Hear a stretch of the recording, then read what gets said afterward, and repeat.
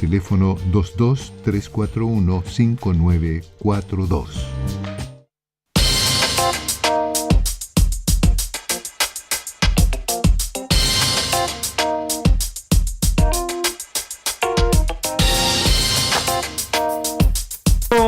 Ya de vuelta en Política en Vivo y vamos a tener el gusto de compartir esta segunda parte de nuestro programa con el magíster en Ciencias Políticas, académico de la Universidad Autónoma, don Tomás Duval. Muy bienvenido, querido Tomás.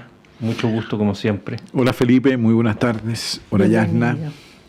Gracias, porque sabemos que tú nos vas a ayudar a entender qué pasa en Renovación Nacional, que ahora se repone, o al menos el senador Francisco Chaguán dijo que está disponible a volver a ser precandidato presidencial para que haya una primaria con Evelyn Matei, del mismo partido que ya había proclamado a Evelyn, el primero que proclamó a Evelyn Matei. El primero, lo proclamó en enero, el primero que proclamó a Evelyn Matei como su candidata. Alemán, decíamos delante, Chaguán, y pretende ser candidato del en la derecha, claro, hay que tener un candidato, un apellido germánico, si no es difícil, ¿no? Si no es difícil.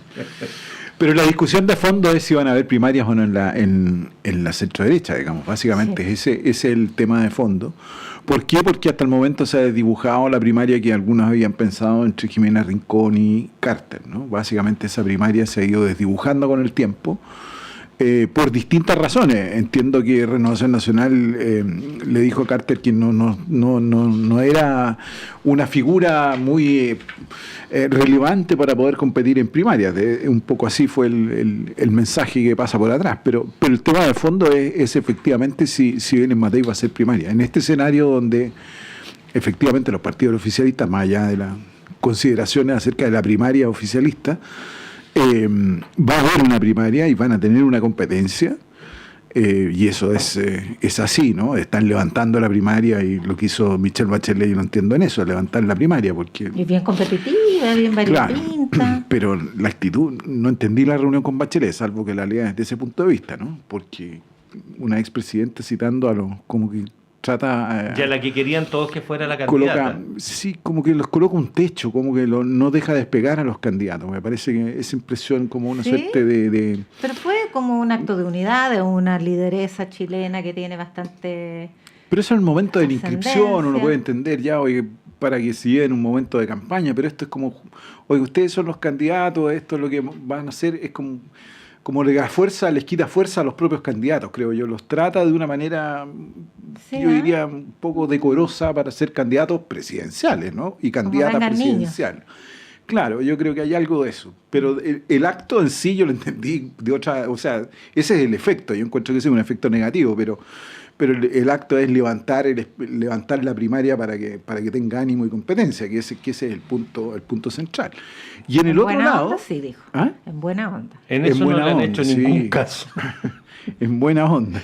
Porque están dedicados a pelearse todo lo que pueden, ¿eh? Y tan rápido. Va a ser mucho más fuerte de lo que hoy día uno está mirando, digamos, porque son partidos relativamente equilibrados. Si uno mira los votos en cuanto a concejales, son fuerzas políticas más o menos parejas. ¿Sí? Están todos entre el 6%, 5%, y por ahí están, ¿no? Son partidos de ese tamaño, por lo tanto van a competir en eso. Y no les basta movilizar a sus propios sectores, tienen que movilizar a otros sectores para llegar a esa primaria. Al contrario, en la derecha, efectivamente, Evelyn Matei no ha construido, y yo creo que es difícil ya construir esta primaria. Se reabre este debate que lo tuvo Renovación Nacional en enero, de la posibilidad de tener un candidato a primaria y hacer una primaria con Evelyn Matei. Pero la verdad es que, como tú bien decías, Yasna, el partido Renovación Nacional proclamó como su candidata presidencial en un consejo a Evelyn Matei. Entonces el espacio es bastante poco para que un militante quizás pueda aceptar un independiente a competir en una primaria. Eso lo puede hacer porque es parte de una primaria, del bloque de partidos, ¿no? Pero levantar una candidatura ya me parece muy difícil, porque tendría que decir, mire, no es Evelyn Matei la candidata, retrotraer, no sé si eso efectivamente se puede hacer, ¿no? Pero se han visto cosas como, por se ejemplo, han visto Rincón, muchas cosas. Sí. Elegida candidata presidencial en 2021, ¿fue en una primaria interna de la democracia cristiana, o con votación universal del partido, etcétera, etcétera. Y después no fue la candidata presidencial. Claro, pero yo creo que la preocupación detrás está porque por lo menos en mi visión del escenario, yo veo que hoy día Elis Matei tiene una candidatura fuerte, que es importante, está en los primeros lugares en la encuesta, pero se ha quedado en esos primeros, no ha ido creciendo, es difícil crecer, pero ha mantenido esa vigencia y todas las encuestas la comparan y es como la mejor candidata para una segunda vuelta, ¿sí? Pero ese elemento, me parece que ese elemento para que Evelyn Matei pueda pasar esa segunda vuelta, de cierta manera implica que la extrema derecha, llámese Kaiser y Kast, vayan definitivamente como candidaturas presidenciales a la primera vuelta. Porque si va un solo candidato, esto se pone muy competitivo. Y tiene mucha cara de ser uno al final, ¿no? Y tiene cara de aquello. Ahora, lo más inteligente sería hacer una primaria. Entre ellos dos. Una primaria entre ellos dos sería una primaria que va a ser competitiva y va a levantar, y eso todavía tienen espacio para hacerlo. Ya lograron un acuerdo parlamentario, ya lo tienen estipulado ese acuerdo parlamentario, por lo tanto ya tienen un avance sustancial, y me parece que ahí están los dos escenarios que incomodan de cierta manera a Matei, que Matei va a tener que, entre comillas, pasar de largo. Supongamos que pasa de largo, aquí tiene que ser una estrategia de pasar de largo, porque no van a ser 2 meses donde la primaria va a estar concentrada en el oficialismo y nada más. Por lo tanto, tiene que tener un discurso, una estrategia distinta, como un candidato de más largo plazo, y eso es lo que todavía uno no aprecia en ese escenario. Pero los riesgos son esos, ¿no? Porque, claro, hoy día con 2 candidatos en la derecha extrema, sí obtiene esa mayoría, pero si va uno solo, entonces ya la primera vuelta se pone competitiva, yo diría... Incluso para la posibilidad Matei-Kaiser, por ejemplo. Incluso para el oficialismo, ¿no? Sí, o sea, en ese sentido el oficialismo también podríamos ver 3 candidaturas, digamos, muy competitivas en esa primera vuelta, que es distinto al escenario de que vayan 2. Entonces, en ese escenario, claro, hoy día surge, bueno, ¿por qué Matei no planificó, no tenía en su momento una candidatura de primarias? Hacia atrás la derecha ha hecho primarias, sí, las hizo Piñera, siendo expresidente, hizo una primaria, fue muy dura con Sandón y con Kast, digamos. Uh-huh. De ahí uno explica el problema del Senado entre Sandón y Kast, digamos, viene desde ahí, ¿no? Pero ahí uno se explica eso. Pero Piñera hizo eso en el 2017. En su primera candidatura no hubo primarias con Piñera. Piñera hizo una cosa distinta.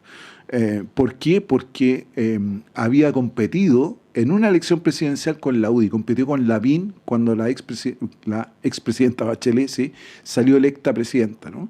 Cuando sale electa, Piñera compite con Lavín y gana, en la segunda vuelta gana Michelle Bachelet muy lejos, ¿no? Eso es así. Entonces, claro, el ejemplo que estoy dando son dos espacios distintos en los cuales la derecha se ha movido. Pero hoy día me parece que hay una cierta preocupación, diría yo, porque Evelyn Matei no tiene una primaria construida y no se ve una estrategia que sea distinta, ¿no? Ahora estamos a 15 de abril, hoy. Sí, no, claro, si no queda nada. Ya no. Yo lo veo muy difícil. A menos que prosperara lo de Chaguán. Imagínate, en 14 días pueden pasar. O se invitar a Jimena Rincón, pero también no puede, pues. Es militante de un partido. Y el partido no está inscrito a nivel nacional. Está inscrito. La gran discusión ahí es si la ley antidisco los corre o no para las candidaturas o precandidaturas presidenciales. Pero también hay ahí una discusión, ¿no? Eso no está cerrado ni claro. Pero en eso la Constitución es clarita de que los partidos, la ley de partidos para poder tener un candidato de carácter nacional tiene que estar inscrito en todas las regiones. Y una primaria presidencial es de carácter nacional. No hay posibilidad de interpretación ahí. No, en eso no. Entonces entiendo que, en tu opinión, conviene levantar a un candidato como Chaguán, que ha sido precandidato y siempre ha tenido ganas, para hacer una primaria, aunque sea un mero ejercicio de aparición en medios. ¿Y si le gana, digo? A ver, yo creo que ya hacer una primaria es muy difícil, yo lo veo con una cuesta arriba. Esa es mi opinión, lo veo cuesta arriba hacer una primaria. Pero claro, uno diría, debiese hacer todos los esfuerzos de Evelyn Matei para construir efectivamente una primaria y que aparezca una primaria competitiva, porque si es por hacer una primaria, aquí la cuestión no es hacer cualquier cosa, ¿no? Porque porque uno si mira datos, claro, uno dice la primaria del oficialismo puede llevar entre 1,5 millones, 2 millones de votos, una cosa así, es un buen elemento de primaria, ¿no? Pero si al otro lado la competencia no es tal, bueno, a lo mejor no está esa, y el resultado puede tener algún tipo de influencia. Es cierto, hay también un riesgo de hacer cualquier primaria. Yo creo que ese es un punto que tiene Matei en su argumento, digamos, hacer cualquier primaria también puede ser poco beneficioso. Pero yo creo que tampoco dejar un espacio, si existe la posibilidad, yo lo veo hoy día muy estrecho el camino para poder hacer una primaria. Como dice Felipe, ya quedan 15 días, es muy difícil. No veo a Jimena Rincón, Carter podría estar en la primaria. Pero ya lo... Pero ya Carter también ha tenido ha tenido por eso un ofrecimiento distinto. Entonces, por eso veo muy difícil la construcción de esa primaria. Y además se pone difícil para el sector Chile Vamos, para, digamos, perfilar una personalidad como sector frente a una ultraderecha que está muy amistosa entre sí y que además dobla a Evelyn Matei. O sea, no la dobla, pero juntos suman más que Evelyn Matei. La suma de Kaiser y Kast en las encuestas supera el posicionamiento de Matei. En algunas sí, efectivamente. Por eso digo, si que los partidos de extrema derecha lleven una sola candidatura, esta es una competencia muy fuerte entre Chile Vamos, la derecha, y también la candidatura que salga del oficialismo. Eso me parece que es así. Si uno está mirando la primera vuelta, van a ser competitivas, digamos. Y ahí la pelea es quién va a pasar a esa segunda vuelta, ¿no? Y pueden pasar, si son 3, pueden pasar cualquiera de los 3. Pueden pasar cualquiera de los 3. Si uno mira los números hoy día, se puede dar esto que mucho el fantasma, ¿no? Que pase un candidato de centro derecha y de extrema derecha segunda vuelta, ¿no? Matei con cualquiera de los otros dos alemanes. Es una de las tantas posibilidades abiertas, pero no. Eso ya. Ahora, en ese contexto, uno entiende la insistencia de Matei en llamar a primarias como un acto de transferirle a la ultraderecha el costo de la división, porque efectivamente si fueran juntos, las chances de ganar son infinitamente mayores. Pero ¿hasta cuándo? O sea, tanta insistencia me parece rogativa. Yo creo que va a insistir en eso, me parece que sí, porque si uno lo piensa fríamente, hoy día la derecha tiene una oportunidad histórica que está dejando pasar, digamos. La unidad de la derecha podría ser un gran triunfo electoral en noviembre. ¿Y tú crees que pero eso no se está dando y lo veo difícil que se dé, ¿no? Pero ese es el trasfondo, y hay un trasfondo que si uno mira efectivamente y tú sumas Matei más Kast y Kaiser, suman algo que la derecha nunca ha sumado en su vida, digamos, ¿sí? En una primera vuelta, que es más del 50%, casi en algunas partes 55 y casi 60, dependiendo de cierto tipo de encuestas. Pero es un porcentaje muy alto. Entonces las posibilidades de triunfo, claro, hoy día se mira a la derecha, es como una suerte de, mire, estamos, entre comillas, asistiendo a una farra de un excelente resultado electoral. Y ese es un trasfondo que sí está en cierta elite de la derecha y está presente, pero los hechos nos hablan de una cosa distinta, ¿no? Yo no veo esa unidad, ¿no? Pero evidentemente que tú tienes razón en el punto, Tomás, de lo electoral, pero en términos de proyectos políticos, ¿cuánto costo pagaría, si es que se pagaría, una derecha que pretende representar una visión democrática de la sociedad, desde su perspectiva, pero democrática, aceptando ser una sola cosa con las propuestas que salen de Kaiser y que salen de Kast, y para qué decir los social cristianos? No, sí, efectivamente, no. En términos políticos en términos electorales sí claro, esa viabilidad, pero puede ser a lo pirro, digamos. Claro, en términos políticos sí que tiene un costo importante, sobre todo para el centro derecha. Y eso, y tampoco Kast y Kaiser están dispuestos a aquello. Entonces cada uno está manteniendo esas diferencias, ¿no? Ahora, si el peligro también es que esa centro derecha queda en tú hablas de un llamado a la unidad de Matei, porque el peligro siempre está en que Matei se concentre básicamente en un conflicto permanente entre Kast y Kaiser, y en eso se quede su disputa. porque eso es una disputa entre dos sectores que lo único que favorece es a un tercero o un cuarto que aparezca en la competencia, más que al propio sector, digamos. En eso el mejor ejemplo es lo que ocurrió en España con el Partido Popular y Vox, ¿no? En la elección donde se enfrascaron mucho durante una campaña y al final ganó el Partido Socialista Español, cuando todos preveían un triunfo distinto, ¿no? Pero el partido... Entonces son estrategias políticas que yo creo que ahí donde todavía uno nota ausencia en la centro derecha, pero en Kast y Kaiser yo veo que hay una estrategia detrás de un posicionamiento claro. No, te iba a decir que el PP, ya que lo mencionas, ha logrado mantenerse como una fuerza relevante justamente gracias a su diferenciación de Vox. Ellos han puesto, no una cortina sanitaria como en el caso alemán, pero ha tenido cuidado de mantener una identidad de una derecha republicana en el sentido original de la palabra. Sí, sí, en eso sí hay una diferenciación y ese es el punto central. Yo creo que Pero Matei, aquí no se ve, pues. yo creo que Matei en algo presenta, pero todavía le falta remarcar esa diferencia, porque ¿dónde está en esta primera parte? Claro, en esta primera parte la lógica dice que uno tiene que hablarle a sus propios sectores, ¿no? Sea cualquiera en la primera parte de una campaña presidencial, porque si le habla después ya los perdió y los dejó detrás, digamos, fueron otros los que llegaron. Entonces yo creo que está todavía en esa fase, pero esa fase, como dices tú, tienes que mantener un límite porque si no, no se va a entender una u otra candidatura. Oye, y al otro sector, ¿cómo ves tú esta irrupción de Paulina Bodanovich el fin de semana, que desordenó bastante? Porque Toa tenía muchas posibilidades en la medida que el flanco izquierdo del sector estaba a dos bandas, entre Winter y candidato del Frente Amplio y Jara, candidata del PC. Pero si divide al socialismo democrático en dos, ya es más difícil, pues. Como tú dices, los cuatro tienen en torno a 5 o 6 puntos. No, yo veo complicado. Yo veo el peligro de que Bodanovich puede salir cuarta.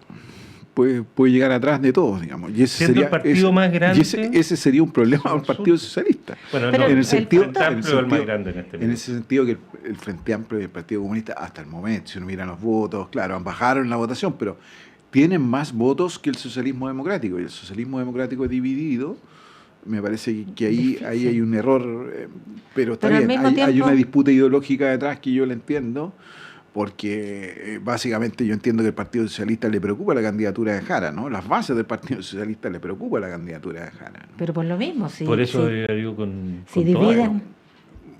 El problema es esas bases, si en alguna manera, como les gusta decir el pueblo socialista, puede inclinarse más por Jara que por Toa, esa disyuntiva es la que es difícil. Y me parece claro, yo creo que el Partido Socialista en eso no miró muy estratégicamente esta primaria. No sé si era una candidatura socialista o PPD, pero ahí con Toa lanzada en una candidatura, me parece que ahí era abrir un flanco. Hoy día está abierto ese flanco de esa disputa y el socialismo democrático está quebrado y esa competencia va a ser fuerte en esta primaria. Ya unas y otras se han ido despegando, ¿no? La propia Paulina Bodanovich ha dicho, mire, yo no pertenezco básicamente a este gobierno, lo cual es una cuestión... Es brutal cómo se han ido alejando y Jara hoy día se aleja del gobierno también. Bueno, claro, ningún candidato oficialista quiere andar cerca del gobierno. No, Winter lo contrario Winter. Y Winter puede capitalizar si capitaliza Winter una parte de ese apoyo que tiene el presidente Boric y es capaz de capitalizarlo, me parece que tiene una carta ahí, una buena campaña. Un 30% incondicional no es despreciable. Por eso te digo. No llegar y... Por eso te digo, es relevante. Sí. Entonces, claro, y eso se notó en las primeras encuestas post-irrupción de Paulina Bodanovich y Winter, que demostraron una caída de Toa. Sí, po. Una caída de Toa y el surgimiento de las otras candidaturas. Ahora, ojo con las encuestas respecto a las primarias, porque las primarias son voluntarias, saber quiénes son las personas que van a concurrir y cómo va a ser ese resultado, hay que tener... Yo pondría ojo con las encuestas ahí, porque nos dan una visión, pero no nos dicen una aproximación al resultado. Sí, ¿no? Claro. No, y las capacidades de movilización de cada partido van a ser clave en ese punto. La orgánica que los partidos puedan poner y En fin, eso moviliza también bastante. Ahora, si logran hacer una primaria de un par de millones, como decías tú, está mucho más abierto todo, finalmente. Yo creo que fíjate que más que movilizar, yo no creo que los partidos tengan tanta fuerza de movilizar electores. Yo creo que tienen que construir esta primaria y que efectivamente se vea competitiva. Esa percepción de competitividad, de incertidumbre en el resultado, creo que puede ser relevante para la primaria oficialista, porque no se define de manera muy racional. Estas son las emociones las que están en juego en esto, ¿no? Entonces me parece que esa es la convocatoria y recuerden que es una cuestión absolutamente voluntaria. Sí, claro. Y por lo tanto eso es lo que hace que se vea que aquí hay incertidumbre y hay una definición por ese candidato. Como tú decías, ese 30% es relevante. Bueno, ahí está el incentivo que tienen las candidaturas, ¿no? Ahora, alejarse del gobierno, claro, todos quieren alejarse porque sienten que puede ser mal. Yo creo que al final eso es casi imposible si hay dos exministras compitiendo, sí. un candidato del Frente Amplio que es el ethos, diría yo, del propio partido, ¿no? Y Paulina Bodanovich hoy día, que es del Partido Socialista, y probablemente a lo mejor Mulet pueda concurrir, pues ya entiendo que ya concurrió con todas las firmas y tiene las firmas para poder competir.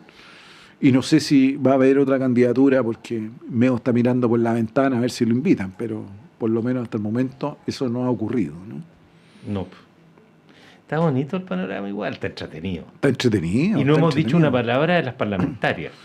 No, eso va por un carril distinto. Porque no vamos a tener tiempo, qué pena, pero si lo pensamos en Chile Vamos versus la extrema, ese es otro desafío brutal para Chile Vamos. Yo creo que la apuesta de Kast-Kaiser es ganarle en la parlamentaria a Chile Vamos. Me parece que sí, y la competencia. Más que ganar la presidencial, ¿eh? Me parece que sí, y fundamentalmente el Senado. Es ahí donde están apuntando, donde hay candidaturas competitivas. Yo diría que en Iquique tienen un candidato competitivo. En Valparaíso, bueno, va a ir el presidente del Partido Republicano, va a ir Esquella. Va a ir Esquella por Valparaíso. Va a ir Esquella y probablemente vaya Carter, ¿no? En esa lista, ¿no? En Atacama también hay una ex diputada RN que también va por Republicano, hoy día diputada que también va a disputar esa zona. Y para qué decir la Araucanía, ¿no? La Araucanía es también como la quinta región, un espacio abierto para la competencia. ¿Por qué? Porque en la Araucanía los senadores, digamos, las grandes figuras de senadores ya no van ni del oficialismo ni de la oposición. Por lo tanto, ahí la competencia.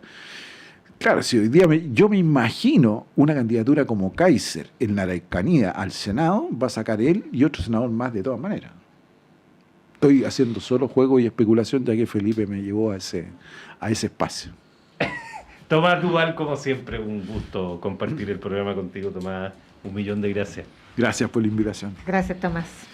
Bueno, y nos vamos, pues ya faltan nada más que un minuto para las 8. Tania González y Fernando Sepúlveda han estado en la producción periodística, Patricio Núñez, Ariel Acevedo e Ignacio Puelles en la puesta al aire. Gracias por su compañía. Hasta mañana. Hasta mañana.